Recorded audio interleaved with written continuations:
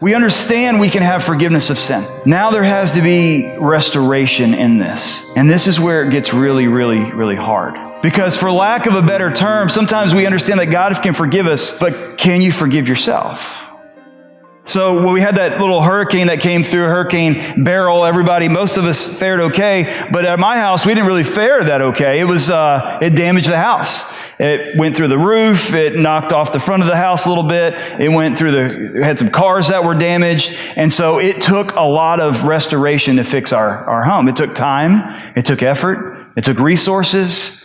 And it took skilled labor to put the roof back on and build the front of the house and to put a new windshield in and to put a new hood on and to repaint and to put a new sunroof in that will never work right again, I don't think. I don't know, okay? If your sunroof breaks, sell the car, okay? I'm going to keep bringing it back. Eventually they'll fix it, I guess. All right. But what does it take? When there's damage done, you know what it takes? Time, effort, resources, and skilled labor. And I'll tell you this, sometimes this is the hardest part for us to understand, that when we have to restore the relationship with others, we have to build back the trust, we have to build back the times that we may have done something very, very foolish, it costs us.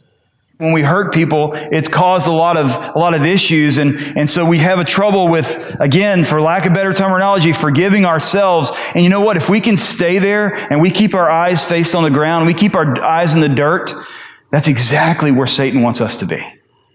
Because he wants to say, you're worthless. Look what you've done. No one will ever love you. Look what's happened to you. No one's going to love you anymore.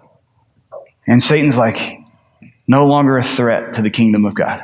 I've got him where I want him. So if your eyes are on the dirt right now because of sin, I'm going to tell you there's forgiveness of sin.